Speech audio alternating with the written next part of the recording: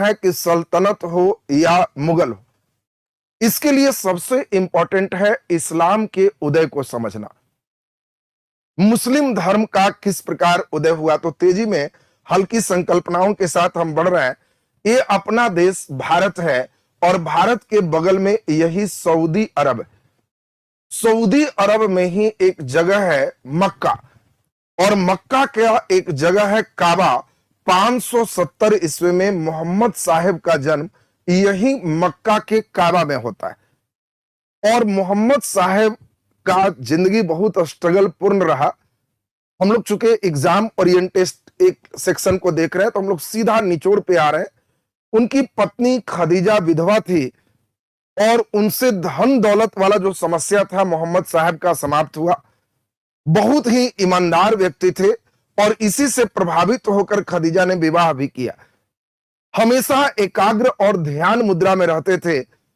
एक गुफा है जिसका नाम है हीरा गुफा, और हीरा गुफा में ही मोहम्मद साहब ने कहा कि जिब्राइल एक अल्लाह का फरिश्ता आया है और वो जो जो बोला हम उसको कुरान शरीफ में लिखें। कुरान शरीफ हमारी पुस्तक नहीं है। देखो, बहुत बढ़िया से समझना बात को। हम एकदम 0 टू हीरो लेवल क्लास को रख रहे हैं, एकदम जीरो। जो बच्चा कुछ में डाबल नहीं जानता, वो केवल ध्यान दो और हीरो तक पहुंचोगे। कोई परीक्षा हो, क्वेश्चन नहीं छूटेगा। तो आप बहुत बढ़िया से समझना। उन्होंने कहा कि जिब्राइल एक अल्लाह का फरिश्ता है और उसने जो जो कहा हम उसको कुरान में लिखे। मैं कोई भगवान नहीं हूं, मैं अल्लाह का एक दूत हूं, पैगंबर हूं। और उन्होंने पैगंबर होने की बात कही।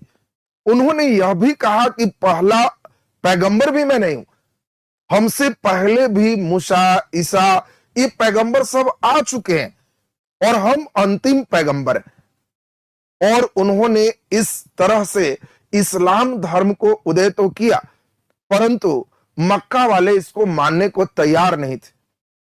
और इसीलिए 622 ईस्वी में इनका मक्का से मदीना हिजारत हुआ। हिजारत माने जाना। और इसीलिए इस समय हिजरी संवत इस्लाम का प्रारंभ होता है। हिजरी संवत का मतलब है मुस्लिम धर्म का कैलेंडर 622 से प्रारंभ है, वहां ये जीरो मान के शुरू करते हैं। और मोहम्मद साहब जब मदीना गए, वहां के लोगों ने इस धर्म को एक्सेप्ट किया।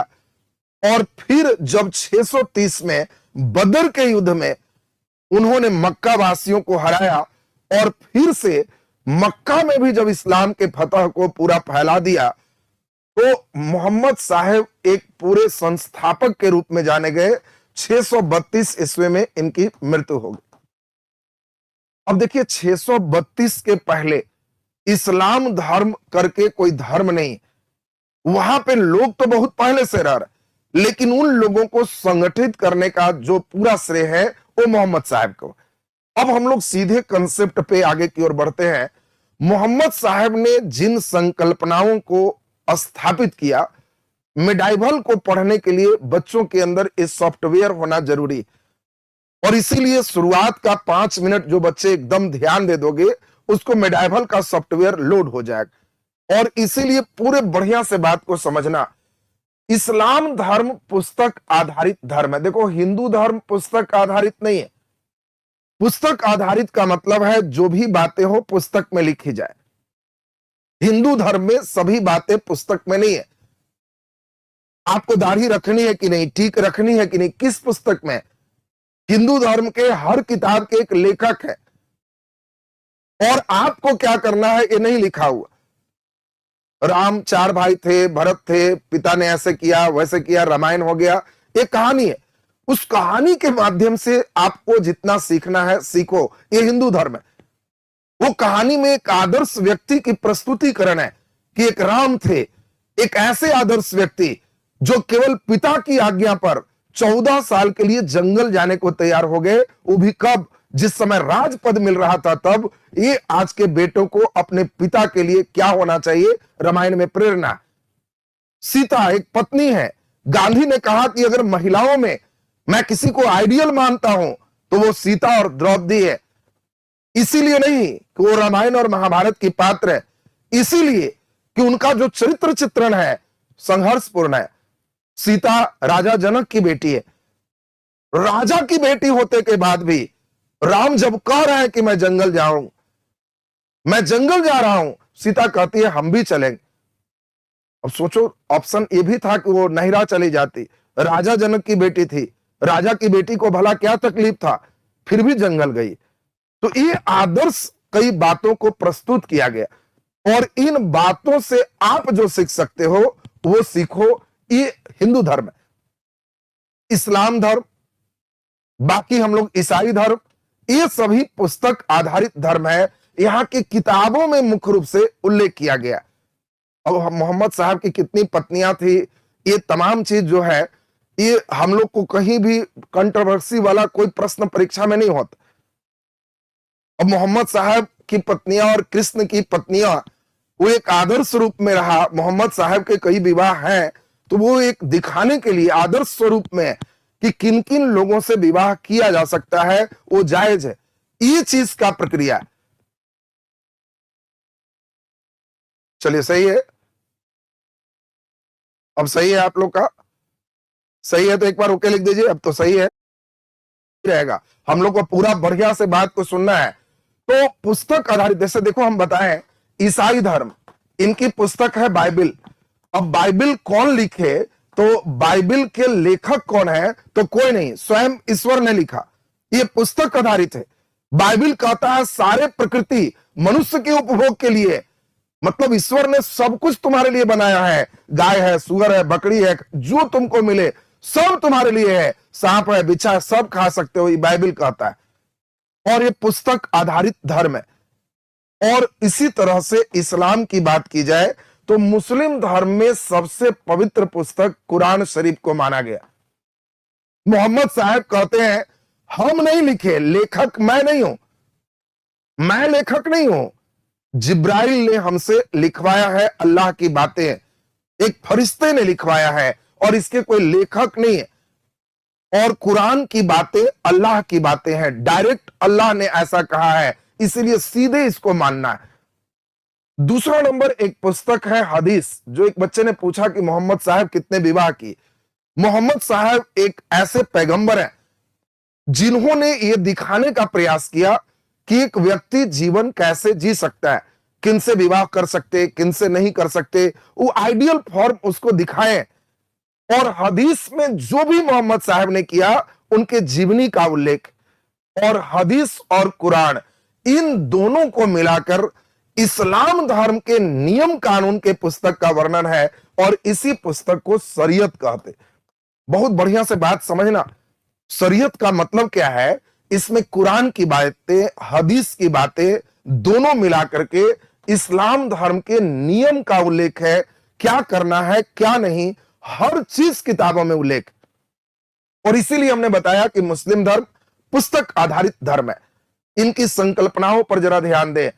इन्होंने कहा कि सबसे ऊपर अल्लाह है। देखिए संकल्पना पर ध्यान दीजिए, सबसे ऊपर अल्लाह है, और अल्लाह का कोई मजाक नहीं उड़ा सकते। अल्लाह से ऊपर कोई नहीं है।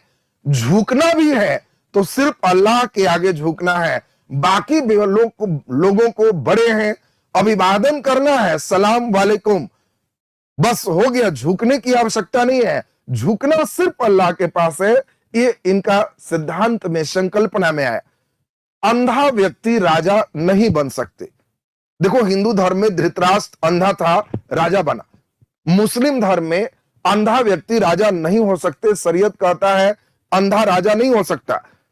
और इसीलिए इसमें भाई भाई में लड़ाई होगी तो फोड़वा कांड चलेगा। आप अक्सर किताब में पढ़ोगे कि आंखें निकाल ली, तो बस आंखें निकाल ली। आप भी सोचोगे कि भाई आंख क्यों निकाल रहा है, तो आपको दिमाग में सेट रखना है कि आंख इसीलिए निकाल लेंगे क्योंकि अंधा व्यक्ति राजा नहीं बन सकता।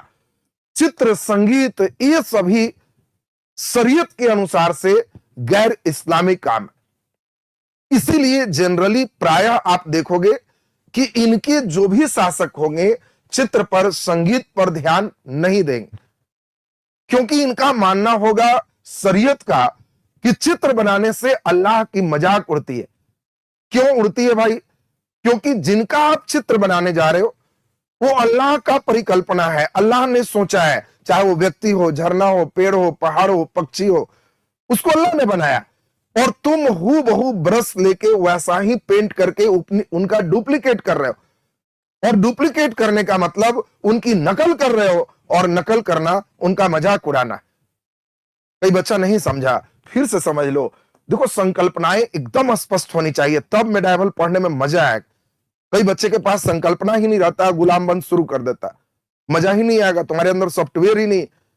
अब यही सॉफ्टवेयर मैं अभी डाल रहा हूं। अब आप ही बताओ, आपसे कोई व्यक्ति पूछे कि बाबू स्टेशन किधर से जाए, डंडा लेके कांप रहा है, और आप उसको कहो कि ठहरो बताते हैं, एक डंडा लेके आओ, और वैसे ही कांपते हुए कहो कि उधर से चले जाइए, तो आपने आंसर दिया कि उस बुढ़े का मजाक उड़ाया। तो आंसर है मजाक उड़ाया, क्योंकि आपने उसका नकल किया है। सेम यही चीज इन लोग का मानना है कि आप अगर चित्र बनाते हो तो उनका मजाक उड़ा रहे हो, क्योंकि ये कल्पनाएं उनकी है। सिनेमा बना रहे हो कि दो भाई मेले में बिछड़ गया, तो ये परिकल्पना ईश्वर का था, उन्होंने इस कहानी को सोचा था, और आप कैमरा लेकर के एक्शन रिप्ले करके शुरू हो, तो ये अल्लाह का मजाक उड़ाना। अब आप बिल्कुल समझ पाए होंगे, यानी कोई शासक अगर इस समय चित्र बना रहा है, संगीत को प्रोत्साहित कर रहा है, और मुस्लिम है, तो ये बहुत बड़ी बात है, और इसी चीज को समझना है। अब सबसे इंपॉर्टेंट बात है टैक्स, कर प्रणाली। अब देखो, कर प्रणाली को हम लोग अगर बढ़िया से समझें तो शरीयत कहता है कि एक राजा को 4 प्रकार का टैक्स लगाना चाहिए, और वो चारों प्रकार का टैक्स है जजिया, जकात, खम्स, खराज। एकदम खूब बढ़िया से सुनना है, जजिया, जकात, खम्स, खराज। हम लोग डिटेल भी सुनेंगे।